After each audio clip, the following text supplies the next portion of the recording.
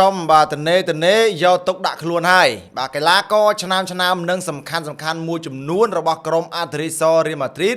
អាចនឹងត្រូវជាប់បំរាមហើយហាមមិនឲ្យលេងតទល់ជាមួយនឹងក្រុមកំភ្លើងធំអាសនលដោយសារតែពួកគេប្រើស្ទាយអបអរនៅក្នុងវគ្គពេលទីជាមួយនឹងក្រុមអាត្លេតិកូម៉ាឌ្រីតបងប្អូនបាននៅពេលនេះ UEFA គឺពួកគេបានចាត់តាំងអ្នកជំនាញផ្នែកវិន័យក៏ដូចជាបានអ្នកជំនាញផ្នែកក្រមសីលធម៌ដើម្បីមកស៊ើបអង្កេតបាល់កីឡាករមួយចំនួនរបស់ក្រុមអាត្លេតិករៀលម៉ាឌ្រីតដែលក្នុងនោះមានដូចជាបាល់កីឡាករ Kylian Mbappé Vinicius Junior Rodrygo ហើយនិង Dani Ceballos បាទតាក់ទងជាមួយនឹងការអបអរគ្រាប់បាល់នៅពេលដែល Rodrygo ស៊ើបបញ្ចូលទីបាល់11ម៉ែត្រតទល់ជាមួយនឹងក្រុមអាត្លេតិកូម៉ាឌ្រីតនៃពានរង្វាន់ UEFA Champions League វគ្គ16ក្រុមចុងក្រោយអញ្ចឹងនៅក្នុងសកម្មភាពនៅពេលនោះណាបងប្អូនបាទយើងឃើញហើយថាកីឡាករ Antonio Rodrygo គាត់ជាកីឡាករសំខាន់ម្នាក់ចុងក្រោយរបស់ក្រុមអាត្លេតិករៀលម៉ាឌ្រីតដែលស៊ើបបញ្ចូលទីបាល់11ម៉ែត្រតទល់ជាមួយនឹងក្រុមអាត្លេតិកូម៉ាឌ្រីតហើយក៏ជួយឲ្យក្រុមនេះឡើងទៅកាន់វគ្គ8ក្រុមបាទត្រៀមប៉ះជាមួយនឹងក្រុមកំភ្លើងធំអាសនលបាទ Rodrygo នៅពេលនោះគាត់ប្រើ style អបអរបាទ style កាត់កអញ្ចឹងនេះក៏បាទគេហៅថាមិនល្អមិនសមរម្យ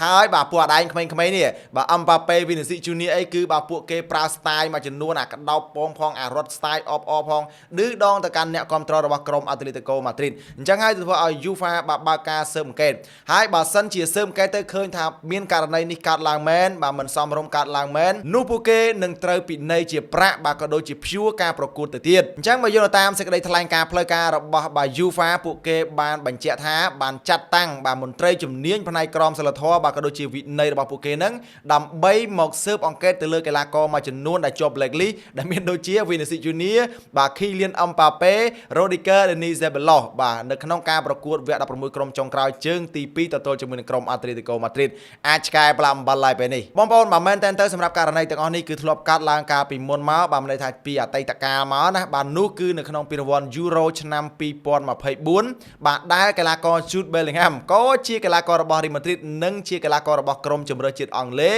គេបានយកដៃក្តោបជែកបាទទៅកាន់អ្នកគ្រប់គ្រងរបស់ Slovenia បាទនៅពេលដែលអង់គ្លេសឈ្នះ2-1ណាហើយពេលនោះបាទកីឡាករ Jude Bellingham គាត់ក៏ត្រូវបានព្យួរការប្រកួតមួយប្រកួតហើយរងពិន័យជាទឹកប្រាក់ចំនួន $30,000 មិនត្រឹមតែ Jude Bellingham ទេបាទសម្បីតែគ្រូបង្វឹករបស់ក្រុម Atletico Madrid គឺលោកបាទ Diego Simeone គាត់ក៏បានរងពិន័យជាទំហំទឹកប្រាក់រហូតដល់ទៅ $20,000 ដូចគ្នានៅពេលដែលក្រុម Atletico Madrid បានស៊ើបបញ្ចូលទីទៅលើក្រុមសេបង់កង់ Juventus ដែលកាលនោះយើងដឹងហើយថា Ronaldo ក៏លេងនៅ Juventus ដែរណា Ronaldo ក៏បានសងសឹក style នឹងដូចគ្នាអញ្ចឹងយ៉ាងណាយើងនឹងចាំមើលការស៊ើបអង្កេតរបស់ UEFA ជាមុនសិនថាតើកីឡាករទាំងប្រមាណអ្នកនេះអាចជាប់បម្រាមបាទប្រកួតជាមួយនឹងក្រុមកំភ្លើងធំ Arsenal ដែរទេហើយបើសិនជាជាប់មែនបាទនោះ Real Madrid នឹងអាចឆ្កែប្លាំ7ជាក់ជាមិនខានពីព្រោះថាបាទពួកគេសុទ្ធសឹងតែជាកីឡាករសំខាន់